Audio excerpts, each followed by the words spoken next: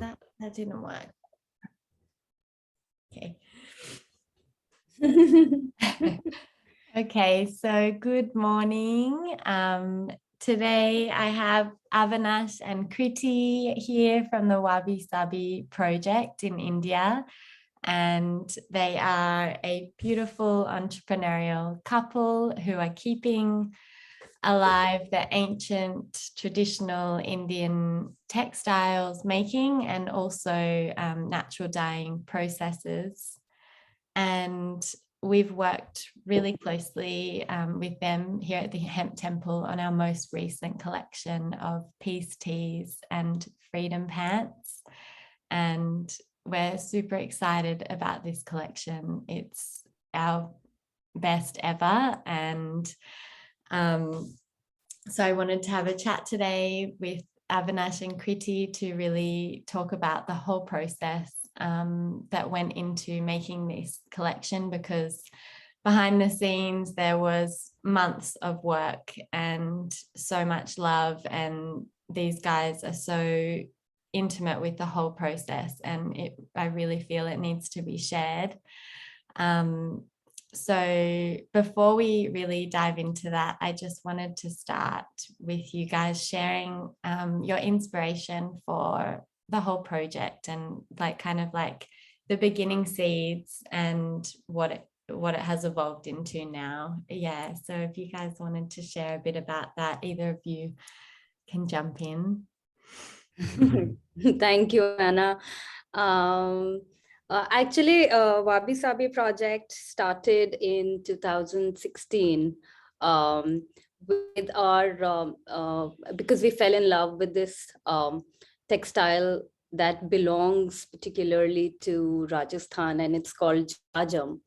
Mm-hmm. It's a traditional community textile, which actually means to bring people together. Jajam literally translates to come together. Mm-hmm. And so it was a community textile that meant that people could come together and celebrate life, mourn life, and also make important decisions about life. So it actually was a very integral part of everyday life of the people. It's a block printed textile. It's huge, and it was beyond anything that we'd actually ever read about a textile in the history. And so it just became like a lived experience that the textile carried with it, and it was beautiful.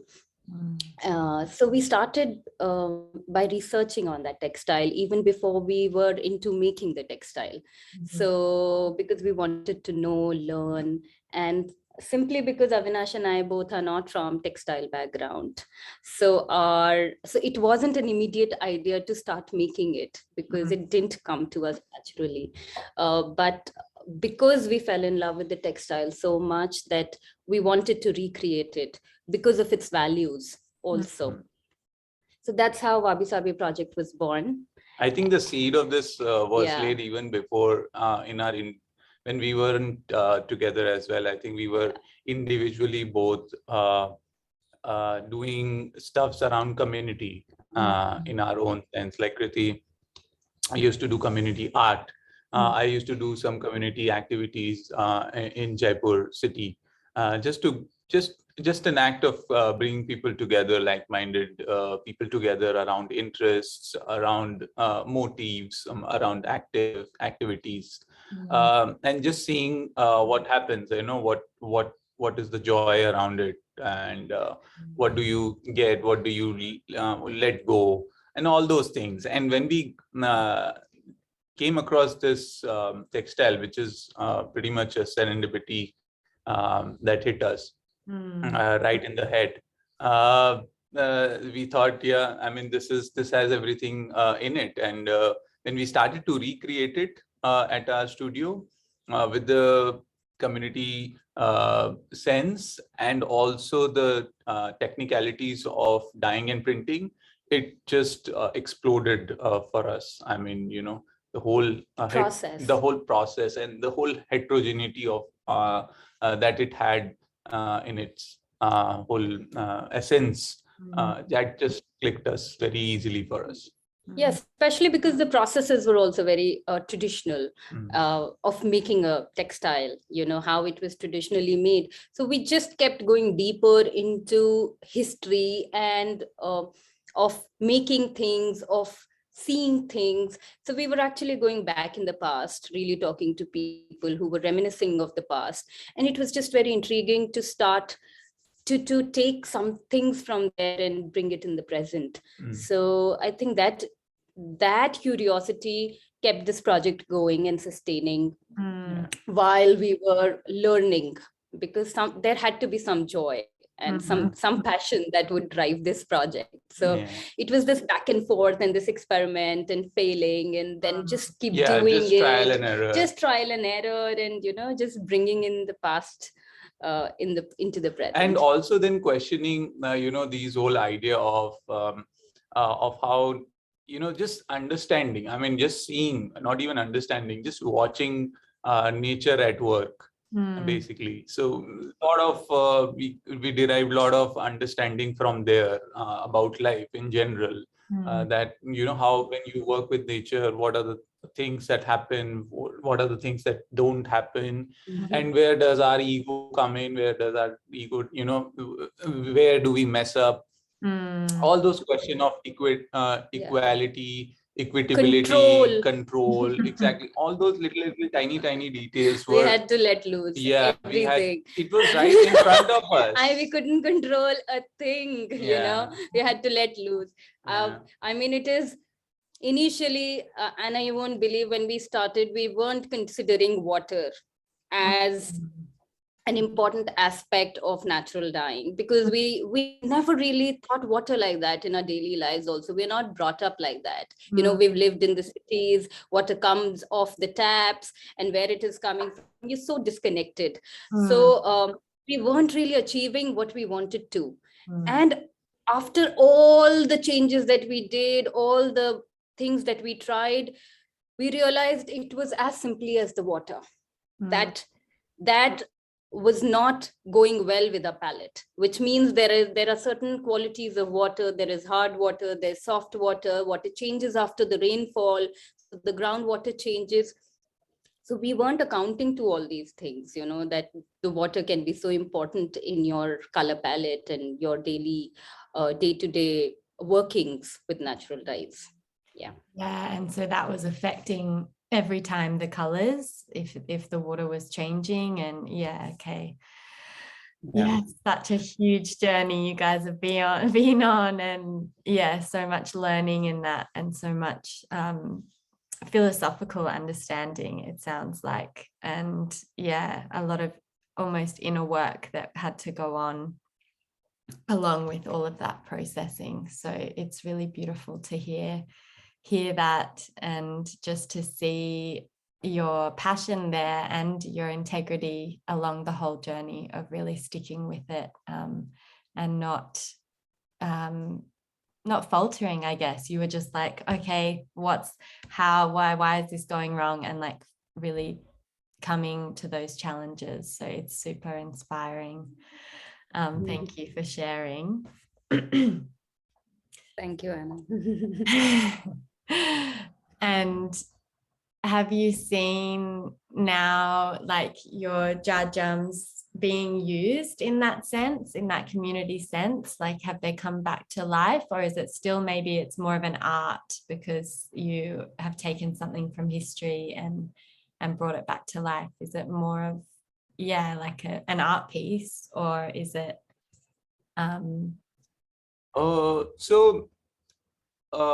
one of the understanding was that the textile existed because our way of living was community living.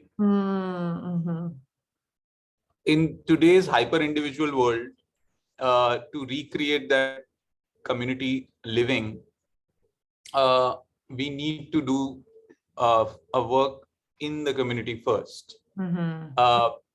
So the context is community living, and the content here is jajam.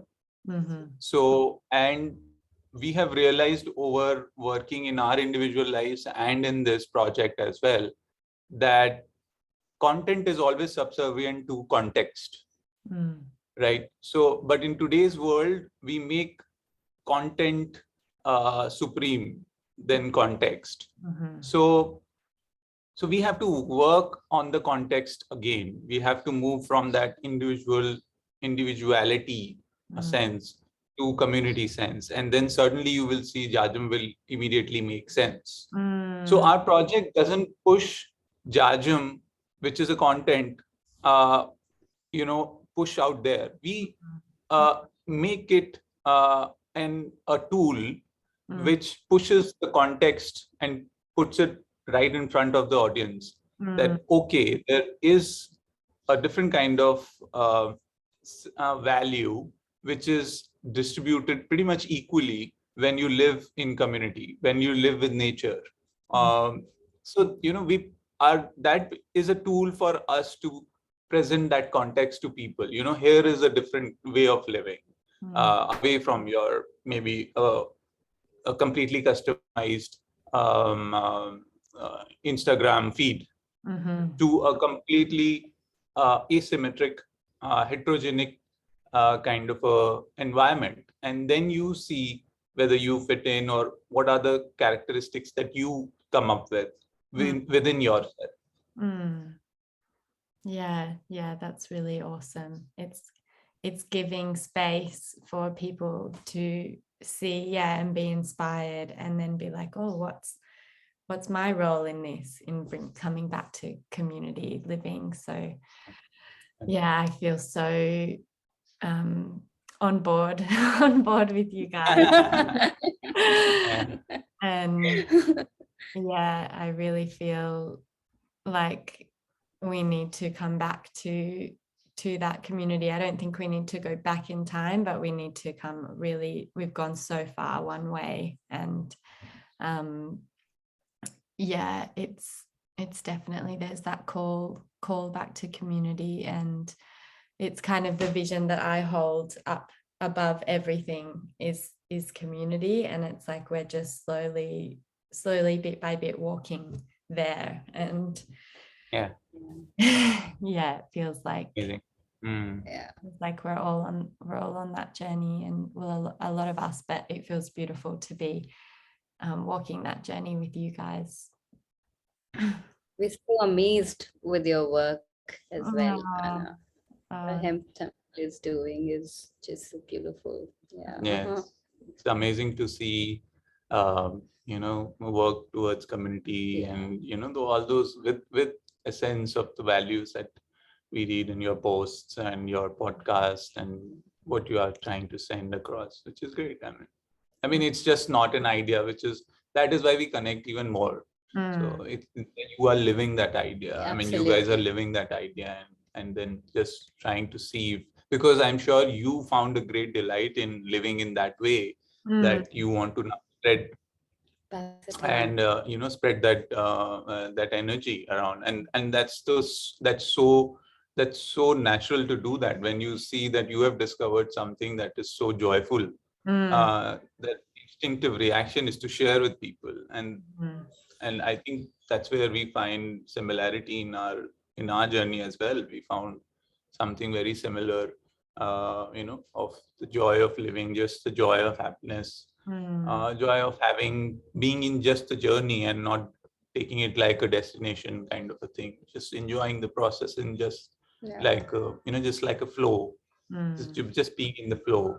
So that's something very, very apparent in your brands, and how you communicate about general living, as a value, which is great. Thank you. So from here, maybe I want to dive into the process with our collection. So we asked you guys for this deep brown color. I think you came up with the name of potting soil.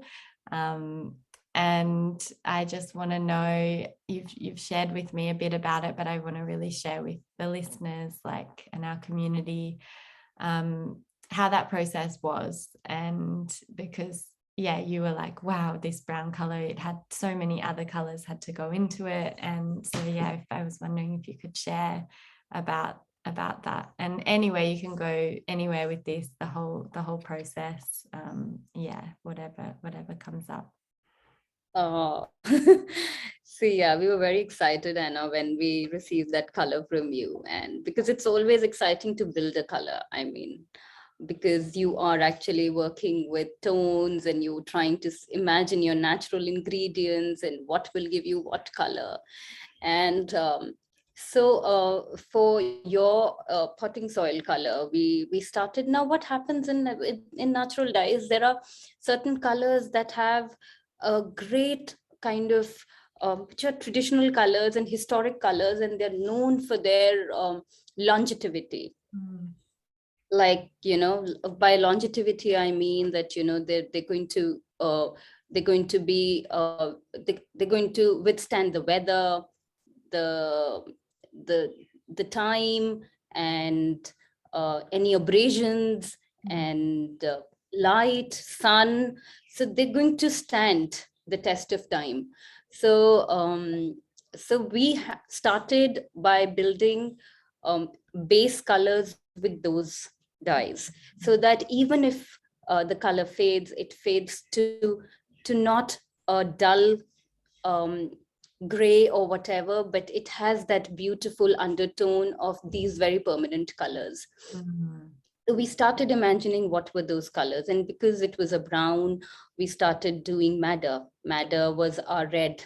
So what happens with natural dyes is that you need to prepare your fabric, and because hemp is cellulose and it's a difficult, tough fiber, so our processes are really when we get the fabric, they need to be boiled so that the fibers loosen up.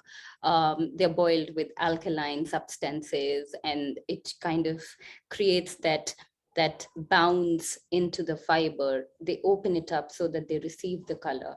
And then there are processes where you are trying to apply a mordant. Now, mordants are basically when these are mediators that allow the fiber and the dye molecule to come together, without which it would be difficult for the fiber to attach to the dye molecule. Now, these mordants have great affinities to both, even your fiber and your dye molecule. So the second step after you washed your fabric very well is you mordant it. Now, we use 2-3 kinds of mordants. We've used tannin, we've used alum, and it just is great. All these combinations are great for cellulose fibers. So that's your second step. It again goes, so we do a washing many times in between the processes. After your fabric was mordanted, the hemp was mordanted, we started building the colors. So our base color started with the red, the traditional beautiful madder red. So we did madder red to get the red tone. Then we understood that we need to go towards the browns. Then we used katechu. Katechu is a resin that comes from the heartwood of a local acacia tree here. We also use it to eat and chew. Traditionally, it was eaten because in palms, I don't know, in beetle leaves. So it is that brown color in the beetle leaves that we eat. So that built your base brown along with the red. We also added another, because these are towards red. Even katechu and red are towards, they're making it more red. So now we need to bring it towards brown. So we used another acacia bark called kikar. Now it has a more yellower tone. So then we had to cut down the red by a yellow brown. So then we did a kikar wash, kikar bath. So we've already done like 2 redder, browner baths. Then we pushed it towards brown with a yellow bath, like a yellow brown. And then, of course, to get this deep dark tone, we gave it an iron wash. Iron is the basic iron. We create a solution of fermented iron, where we put iron scrap with jaggery and let it ferment over days. That gives us iron liquor, or we call it iron vinegar. Now, that is very good for your cellulose textiles. That is what traditionally has been used in India to create the black. Now, in various quantities, you can create grays, blacks, deep blacks.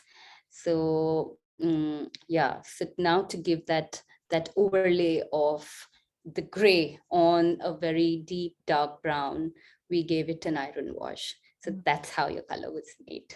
Wow. And with that process, did you put all of the fabric through each of the times, or did you do a sample, or were you just knowing that it would work?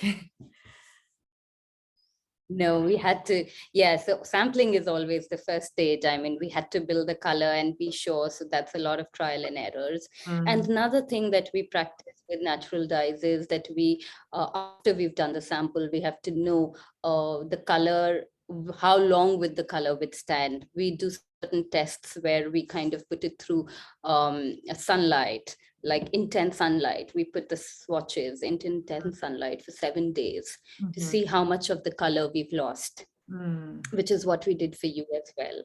And we also put it through numerous washes to see what is the wash fastness. So we do these light fastness, wash fastness, rub fastness tests. And after we figured out that, if the intense sun, like India's sun, could fade it to this level, then and you must have seen in your swatch, we only lost the gray and very little brown, but especially the madders, the red from the madders and the browns from the katechus were intact, because these are very permanent colors. So for us, it is important if a color like yours comes to us. I mean, so every color will have its own characteristic, but there are certain colors that can be built extremely strong and long lasting. So we were very happy to receive your color, because we could use those very permanent colors in your collection. So, and it goes with your philosophy of, just using a material for long and let it age and let it age with you and let it age beautifully with you. So these are going to last. The colors are, the colors are going to age with you beautifully. Yeah, they're so beautiful. And how long did that process take overall? So all of those dyeings, all of the washing, and then all of the different matter and so the sampling in itself is a longer process, because you, even for a small piece, you have to do the same processes over and over again, because you can't miss even a single step, especially with natural dyes. And then to leave it in the sun and to see all those tests, so that that you're sure that the color is going to be there with you, and how is it behaving. So that is in itself an intensive process to go through. And then so once you're sure that the color is right there, so that may take at least a month for you to, from begin to end, from starting to build a color to realizing this is my color palette and this works. I've done all those tests with it, so this works for me. Then you start to imagine the scale, especially. And with the scale comes, so the most important part with the natural dyes is that you have to, because it's a hand done process, and that, it's not like it's rolled on a machine and then you can just get the entire material and just roll it on the machine and the machine can do the rest of the work. So you have to take into consideration, there's so many little things you have to take into consideration. The shrinkage. So the part of cutting the fabric into manageable pieces also means that what do you want to get made in those fabric? For example, if with the 100% linen, if we were making the pants, then I had to know how much material would your pant require, so that I do not waste the material, and I'm cutting it just the right size. so that my tailor would come in first and he would tell me that I would need at least this much material to take out 3 panels.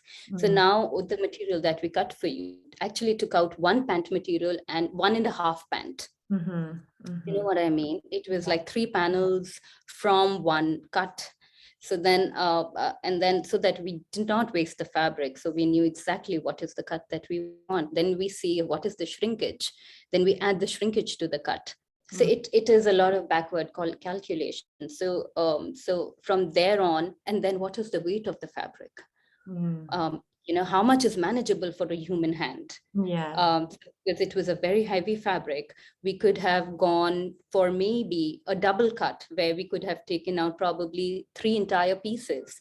But because it was a very heavy fabric, we could only cut where we could pull it up. And because when it goes in water, because you're dyeing liquid dyes, you have to pull them in and out of the water so that you're dyeing evenly, because these are not chemical colors.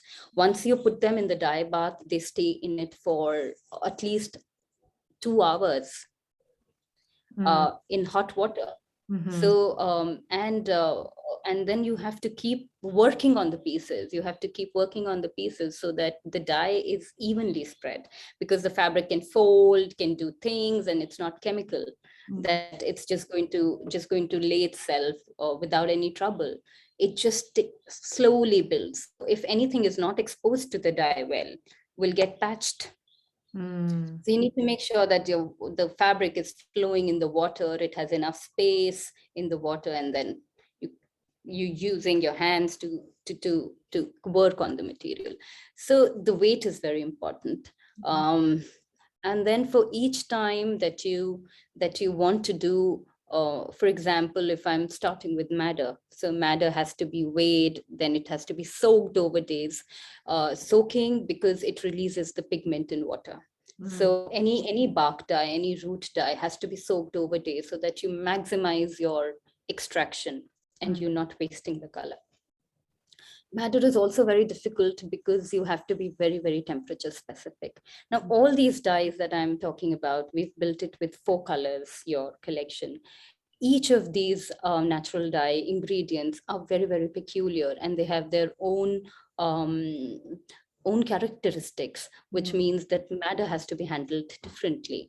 When madder is extracted by heat, it cannot go beyond 70 degrees, because then you lose the pigment.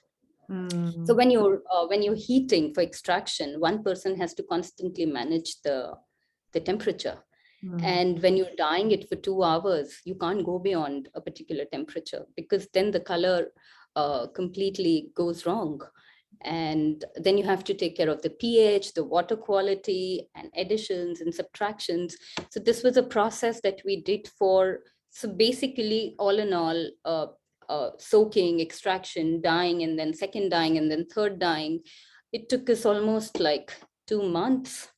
Wow. 2.5 months from a bit. This is except the sampling. I mean, if we include the sampling, it is almost 3.5 months. And then days, like you're there all day and checking all of those things. Yeah, every day at the studio. Yeah. You have to be complete. And then it is very important how you're drying your fabrics, because certain fabrics, certain colors can take the air very differently. You know, even if you've dyed well in the dye bath, they react very differently with oxygen. So if you're not drying it properly, you will get patches when you're drying them.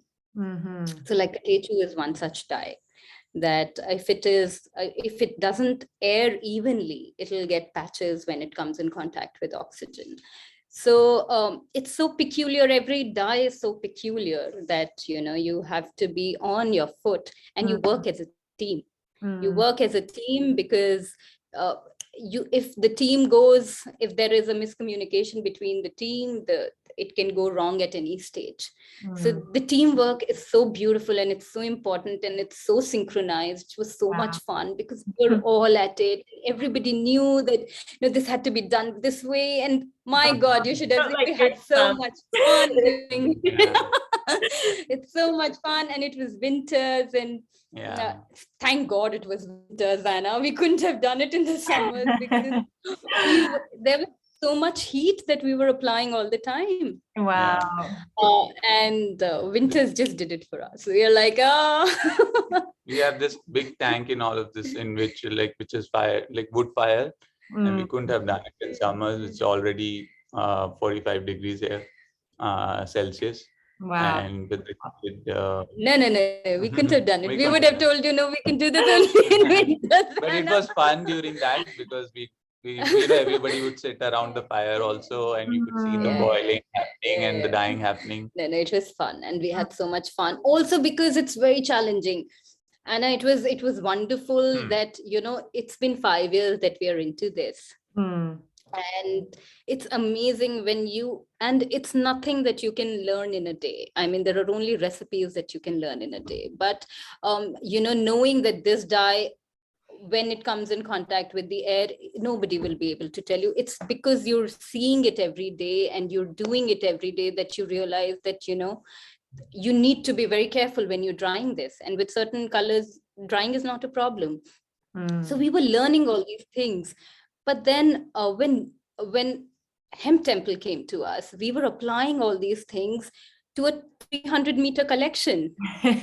And we were so excited, and that's when it came to us that, now is the time for application, and let's do it. And then the whole team came together, and it was beautiful. And even if you know all of these processes in a different fabric presented with hemp, we had to understand, constantly watch it, see it, how it's behaving, because it's a different kind of fiber which behaves maybe differently with the. Of course, it's a very tough fiber. So you realize the variables are the fiber. It starts from the fiber of the material, the ingredients that you source, the dye, the weather, water, and when you are doing, and then it comes to individuals, how how watchful you are, how aware you are.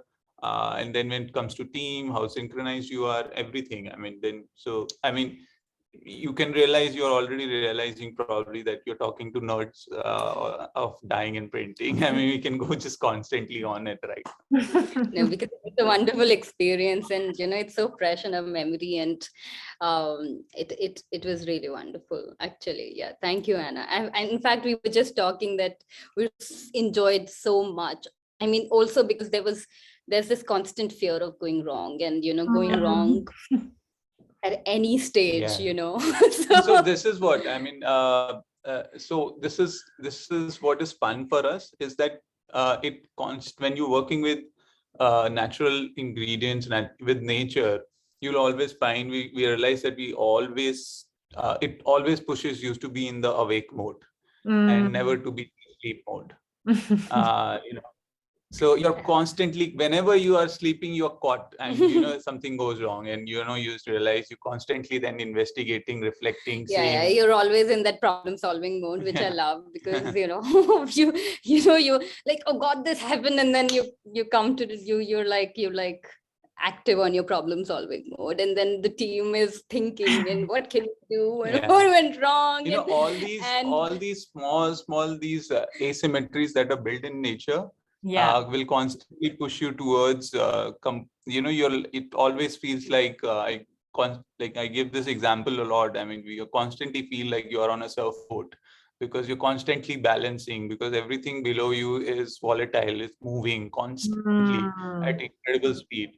And when you go in nature, and you see that how nature is so silently just balancing innumerable numbers of variables just so beautifully, and it all at the surface look very synchronized. But there is, when you go into the details, you see everybody is doing their small incremental bits in just putting all of this together, which is it's great. Yeah. So yeah. Oh, well, thank you guys just so much for sharing, and it's so beautiful to see you guys lighting up. Even when you're talking about it, you can see the love and the passion and the joy and the challenges, and it really, I think it takes a lot to keep going through those challenges, and you really have to have that love within the team. And so it's really beautiful to hear all of it, all of the details. And I hope that our community will feel all of that passion coming through the screen, and just all of those little bits and pieces that go into making it, because you just buy something and you don't know that, especially with natural dyeing, how much work has really gone in. So thank you so much for sharing and being a part of this journey with us. Yeah, I'm just infinitely grateful. Thank you. Thank you, Anna, for believing that this was possible.